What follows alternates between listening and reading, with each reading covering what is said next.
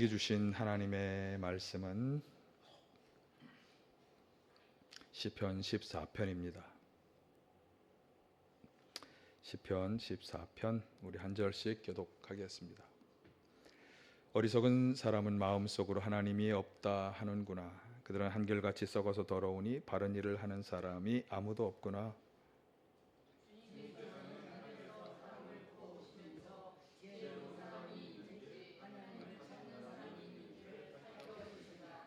너희 모두는 다른 길로 빗나가서 하나같이 썩었으니 착한 일을 하는 사람이 하나도 없구나.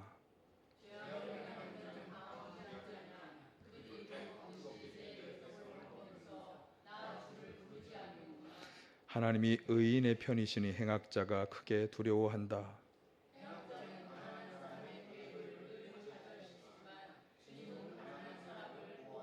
함께합니다.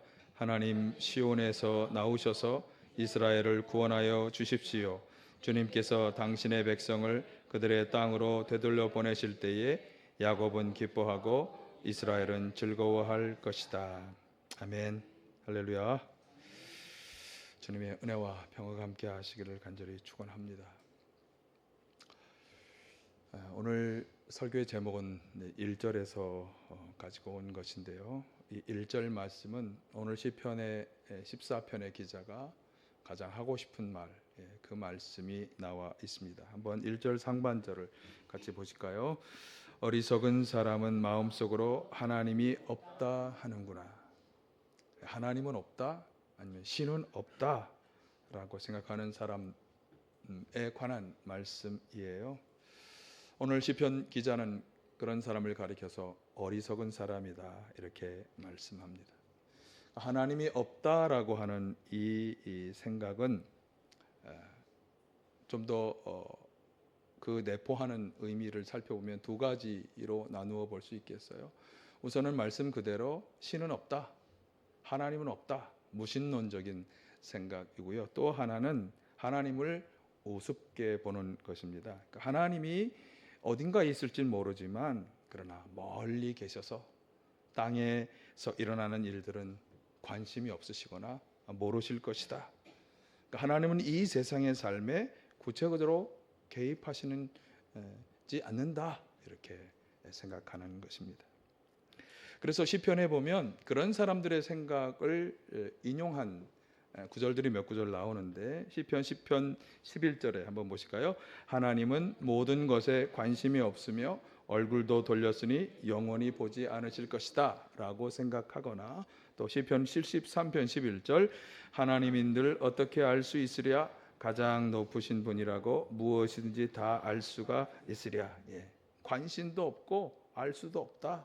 그렇게 말하는 것입니다. 아마도 과학 문명이 발전한 오늘날에는 더 많은 사람이 이렇게 생각을 하겠죠. 하나님의 존재 자체를 아예 인정하지 않거나 부정하거나 아니면 그분이 활동하신다고 하는 것을 의심하는 거죠. 어딘가 있을 수도 모르지만 그러나 그 신이 그 하나님이 우리 삶에 간섭하거나 영향력을 행사하지 않는다 그렇게 생각하는 것입니다. 그런데 우리 그리스도인들 가운데도 그런 사람이 있는 것처럼 보여집니다. 왜냐하면 하나님께서 살아계셔서 역사하시며 우리 가운데 함께 하신다라고 생각한다면 할 수 없는 일, 해서는 안 되는 일을 하는 사람들이 종종 있기 때문입니다. 우리 나눔교회의 비전은 여기 나와 있는데 하나님의 살아계심이 능력으로 나타나고 증거되는 교회입니다. 이 자리에 함께 하신 모든 분들이 이 비전에 동의하실까요?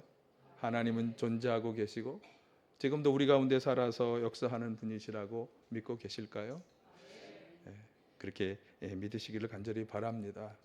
오늘 시편을 통해서 정말 하나님이 없다고 생각하며 하나님을 무시하면서 살아도 되는 것인지 그것을 함께 생각해 보도록 하겠습니다. 먼저 시편 기자는 하나님이 없다고 생각하는 사람을 어리석다 이렇게 말합니다.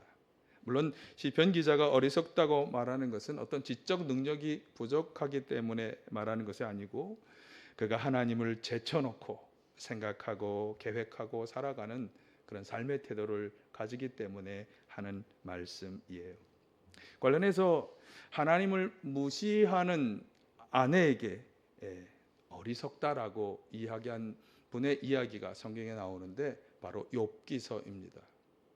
욥이라고 하는 분이 그 아내에게 그렇게 말을 했어요. 욥기서 2장 7절에 보면 사단의 시험을 받아서 온몸에 악성 종기가 나서 고생을 하던 욥이 모든 재산이 불살라지고 잿더미가 되었던 그 잿더미 위에 앉아서 옹기 조각을 가지고 자기네 몸을 막 긁고 있었을 때 그의 아내 욥의 아내가 이렇게 말을 했습니다. 이래도 당신은 여전히 신실함을 지킬 겁니까? 차라리 하나님을 저주하고서 죽는 것이 낫겠습니다. 이렇게 말을 했어요.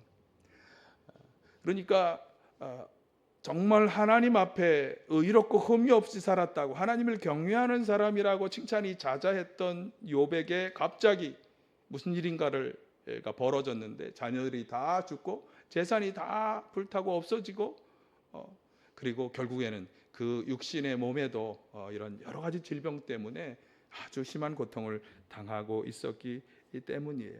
근데 이렇게 되도록 내버려둔 그 하나님께 정말 당신은 그래도 신실함을 지킬 겁니까? 정말 그 하나님이 뭔가 일하시는 그런 존재하시는 분입니까? 이런 조롱하는 말로 질문을 던진 것이죠. 자, 그때 욥은 어떻게 대답했을까요? 자, 욥기서 2장 10절을 한번 같이 보실까요? 당신까지도 어리석은 여자들처럼 말하는구려. 우리가 누리는 복도 하나님께로부터 받았는데 어찌 재앙이라고 해서 못 받는다 하겠어. 욥은 하나님을 무시하는 아내를 가리켜서 어리석은 여자들처럼 말한다. 이 말은 당신도 어리석은 사람입니다라고 하는 그런 말이겠죠. 하나님께서는 복도 재앙도 주실 수 있는 전능하신 분이신데 그렇게 함부로 말해서는 안 되는 것이다라고 그렇게 말하고 있는 것입니다. 욥기서 1장 1절에 욥이라는 분에 대해서 설명을 하고 있어요. 흠이 없고 정직한 사람이고 하나님을 경외하고 악을 멀리하는 사람이었어요. 그런 그가 보기에 자신에게 벌어진 일은 그가 상관하지 않고 오직 하나님이 어떤 분이신가 하는 것을 올바로 알지 못하고 무시하는 자신의 아내가 아주 어리석게 여겨졌다라고 하는 사실입니다. 여러분, 누가 지혜로운 사람이고 누가 어리석은 사람일까요? 오늘 시편 14편 본문은 시편 10편부터 쭉 계속되는 말씀, 특별히 13편에서 말씀하고 있는 것에 연결되는 말씀이에요. 그러니까 시편 10편에서 13편까지의 말씀들이 어떻게 보면 오늘 14편의 배경이 되고 있는데, 자, 13편에서 시편 기자가 하는 탄식을 우리가 살펴볼 필요가 있어요. 13편 1, 2절에서 이렇게 말씀합니다. 함께 하실까요? 주님, 언제까지 나를 잊으시렵니까? 영원히 잊으시렵니까? 언제까지 나를 외면하시렵니까? 언제까지 나의 영혼이 아픔을 견디어야 합니까? 언제까지 고통을 받으며 괴로워하여야 합니까? 언제까지 내 앞에서 의기양양한 원수의 꼴을 보고 있어야만 합니까? 언제까지라고 하는 탄식을 무려 5번이나 반복하면서 말하고 있는데, 특별히 마지막에 나오는 탄식, 언제까지 내 앞에서 의기양양한 원수의 꼴을 보고 있어야만 합니까? 라고 하는 이 말이 사실은 이 탄식의 근본 원인이 되고 있습니다. 그러니까 악한 사람들이 자기 앞에 나타나서 잘되고 의기양양한 모습으로 조롱하는 것으로 인해서 그의 마음과 영혼이 아프고 고통스러운 거예요. 그러니까 아마도 앞에서 얘기했던 욥과 같은 형편일지 모르겠어요. 시편 저자가 굉장히 힘들고 어려운데 하필이면 그때 악한 사람들이 나타나서 잘되고 의기양양한 모습으로 조롱하는 것이죠. 그래서 지금 언제까지라고 하는 말로 탄식하고 있는 거예요. 이게 아마 시편 기자의 마음을 단적으로 잘 드러내 줍니다. 그러니까 그렇게 악한 사람들이 자기 앞에서 의기양양하게 자신을 놀려대며 못살게 구는 현실로 인해서 그는 앞에 그 탄식에 보면 하나님이 나를 잊어버리셨는가? 하나님이 얼굴을 숨기고 나를 외면하시는 것인가? 그렇게 탄식하고 있습니다. 자, 그렇다면 이 탄식의 말로 결코 사실 시편은 그렇게 끝나진 않습니다. 그 다음 말들이 나오는데 오늘은 우리가 14편을 살펴보시는 것이기 때문에 어떻게 이 시편 기자가 이렇게 악하다고 생각하는 사람들이 그렇게 의기양양할 수 있는 것일까?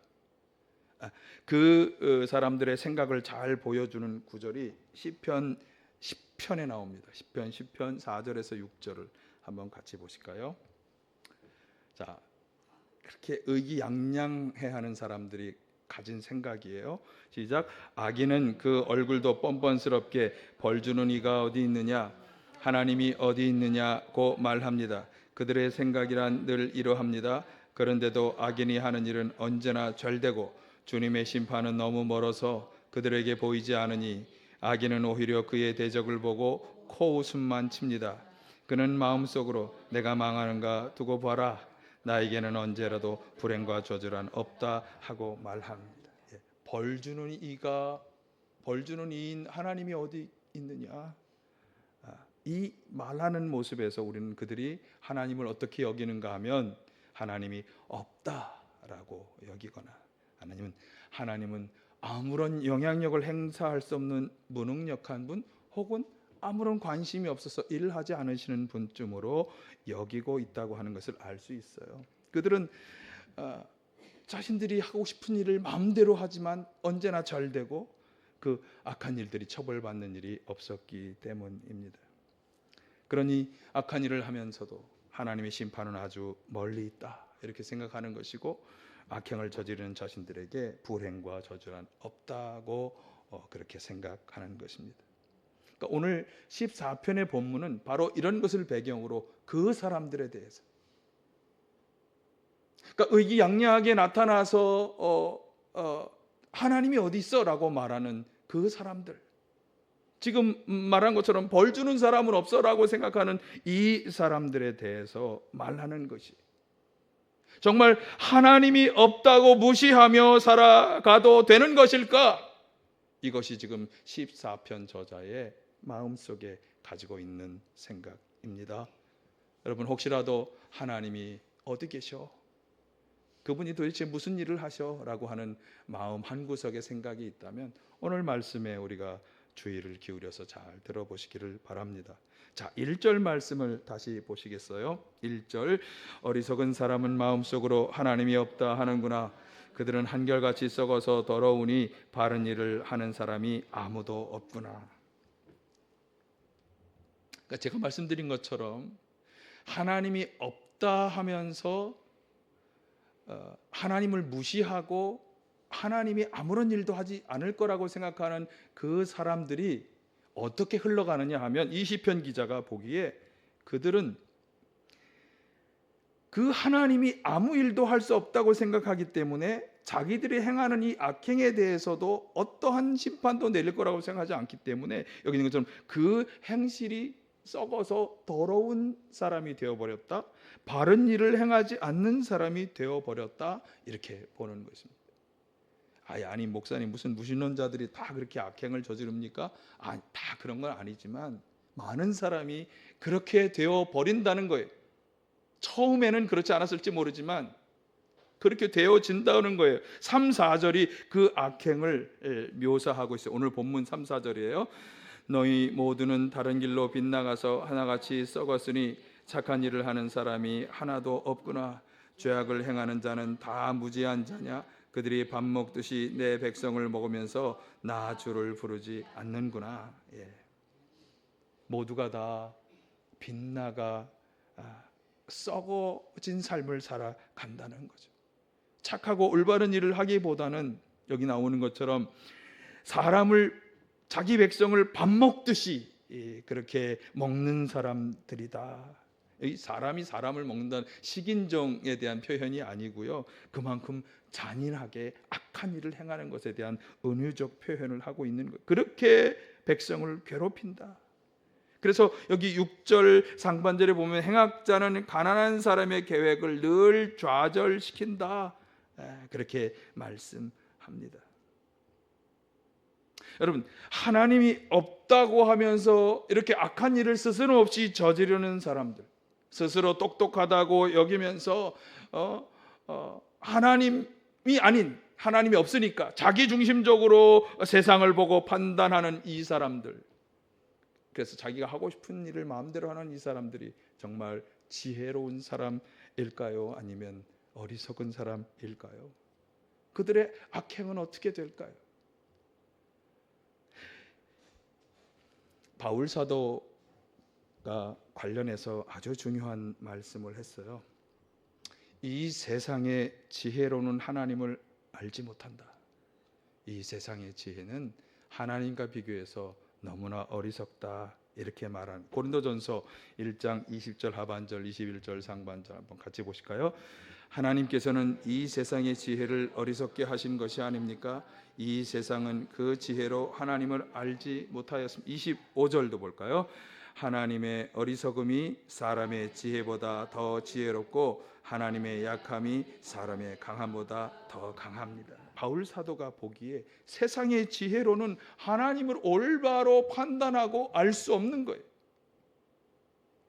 그리고 사람의 그 지혜롭다고 하는 그 지혜도 하나님의 가장 어리석음만도 못한 거예요. 게다가 히브리서 저자는 이렇게 말하죠. 9장 27절, 사람이 한 번 죽는 것은 정해진 일이요 그 뒤에는 심판이 있습니다. 모든 사람이 다 죽는데, 그런데 그 죽음으로 끝나는 것이 아니라 죽음 이후에 하나님의 최후 심판을 받아야만 한다, 그렇게 말씀하는 것입니다. 그러므로 하나님을 올바로 알고 판단하지 못하게 하는 지혜, 하나님을 인정하지 않고 서슴없이 악을 행하는 그 지혜, 그런 지혜를 가진 사람들이야말로 어떤 사람이다? 어리석은 사람이다라고 말하는 것입니다.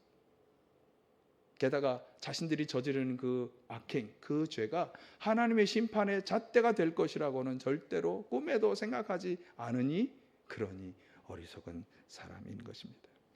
앞에서 인용한 시편 13편의 사람들이 바로 그런 사람들이에요.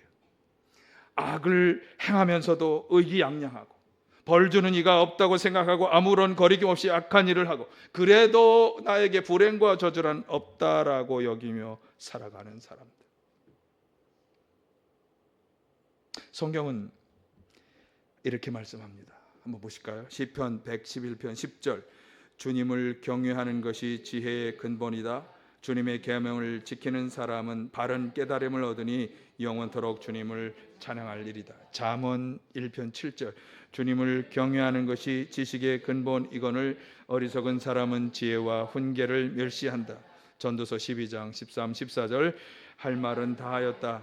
결론은 이것이다. 하나님을 두려워하여라. 그분이 주신 계명을 지켜라. 이것이 바로 사람이 해야 할 의무다.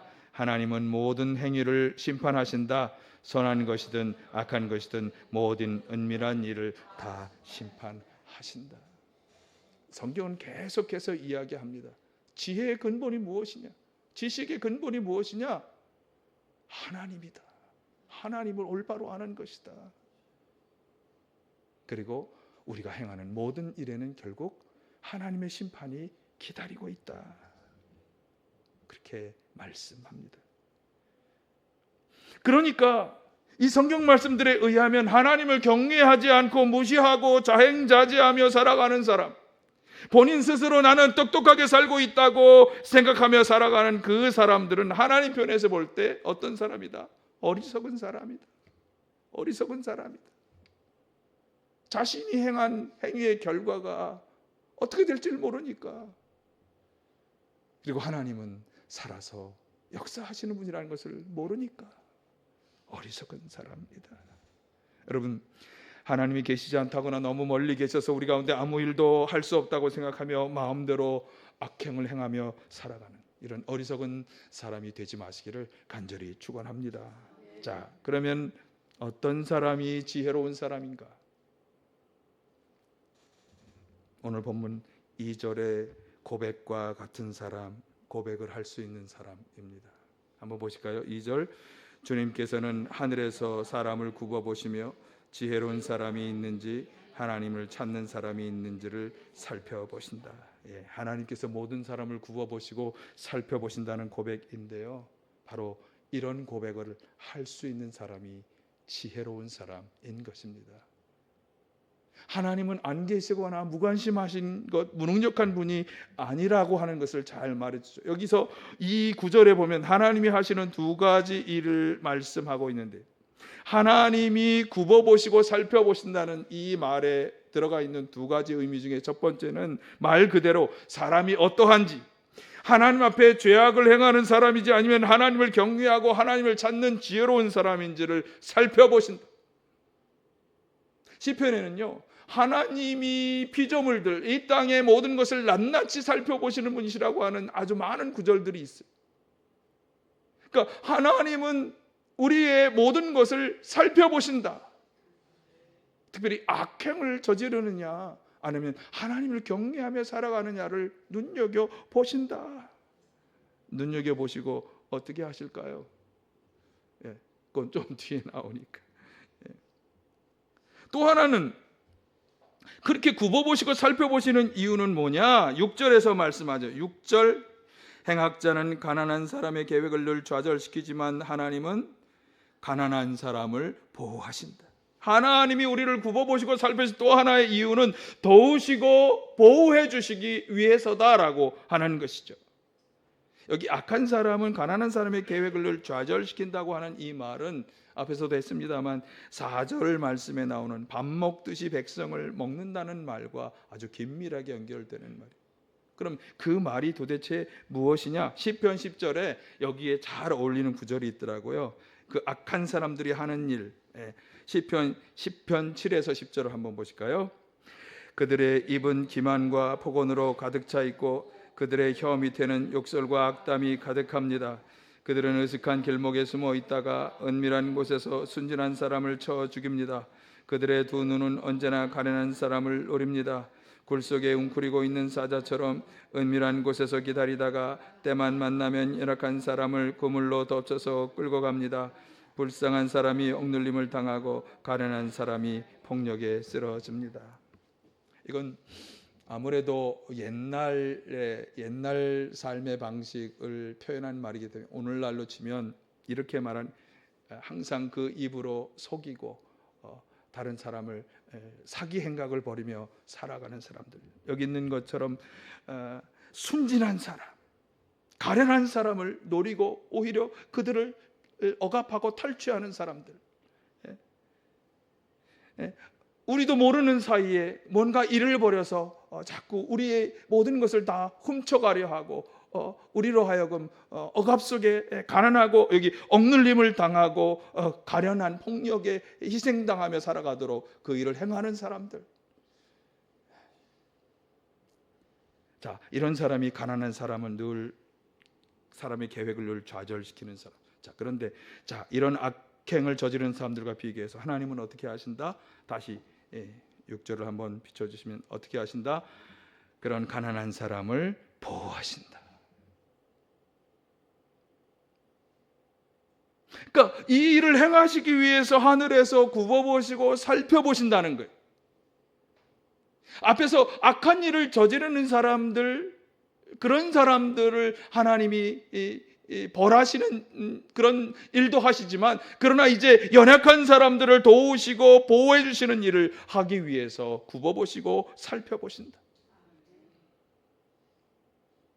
여러분, 우리가 섬기는 하나님은 그런 하나님이신 줄 믿습니다. 살아계신다. 그래서 7절은 그 살피시는 하나님께 드리는 간구와 찬양이 같이 나오고 있습니다. 보실까요? 7절, 하나님 시온에서 나오셔서 이스라엘을 구원하여 주십시오. 주님께서 당신의 백성을 그대로 땅으로 되돌려 보내실 때 야곱은 기뻐하고 이스라엘은 즐거워할 것입니다. 시온에서 나오시라, 이 말은 하나님이 계신 높고 높은 하늘 보좌에서 내려오셔서 우리 사람들 가운데로 오셔서 가난한 자, 부르짖는 자, 연약한 자들 가운데 구원하시고 회복시켜 주십시오라고 하는 그런 간청이에요. 그리고 그렇게 하실 거라고 하는 찬양이죠. 여러분, 하나님께서는 굽어보시고 살펴보시고 연약한 자, 부르짖는 자들을 외면하지 않고 도우시고 보호해 주시는 줄 믿습니다. 이 세상에 다른 어떤 신이라고 여기는 존재들이 그렇게 할 수 있겠어요? 성경은 말하잖아요. 우상은 아무것도 할 수 없는 무능척한 존재이라고. 그러나 하나님은 우리의 악행을 벌하시고 연약한 자를 도우시고 보호하시는 분이라고 너무나 분명히 말씀하고 있습니다. 어떤 분이 참신이고 어떤 사람이 참으로 지혜로운 사람입니까? 그 하나님은 올바로 알고 섬기는 사람. 그 하나님을 인정하고 그 하나님과 함께하는 사람. 여러분, 하나님께서는 지금도 살아서 우리 가운데 일하고 계신 줄 믿습니다. 악을 행하는 것은 아닌지를 살펴보고 계시고 연약한 자를 도우시고 보호하시려고 굽어보고 계시는 줄 믿습니다. 하나님이 없다 하거나 멀리 계셔서 아무 일도 할 수 없다고 아무 일도 행하시지 않을 거라고 말하는 사람들, 자기 마음대로 악을 행하고 살아가는 사람들은 그래서 어리석은 사람입니다. 그러면 하나님은 왜 아무 일도 하지 않는다고 느껴지는 걸까요? 왜 우리 입에서 탄색이 나오도록 하시는 것일까요? 하나님은 우리에게 기회를 주시기 위해 기다리고 계신 것입니다. 죄악으로부터 돌이켜서 하나님과 함께하는 삶으로 돌아오기를 기다리시느라 아무 일도 하지 않는 것처럼 느껴질 수 있는 것입니다. 그러나 성경은 거듭 말씀하죠. 간절히 부르짖어 기도하는 자에게 뭐 하시는 분이라고요? 응답하시는 분이라. 성경은 우리에게 말씀하고 있습니다. 여러분, 살아계셔서 굽어보시고 살펴보시는 하나님, 우리가 섬기는 하나님은 그 하나님이라고 하는 분명한 확신을 가지시기를 바라고, 악한 자를 벌하고 하나님을 사랑하고 경외하는 연약한 자들을 도우시고 인도하시는 하나님에 대한 분명한 확신 가운데 그 하나님 앞에 의롭고 거룩하게 살아가시기를 간절히 축원합니다. 하나님과 동행하는, 살아계신 하나님과 동행하는 성도는 바로 하나님을 인정하며 그분과 함께하는 성도입니다. 그런 성도가 다 되시기를 간절히 축원합니다.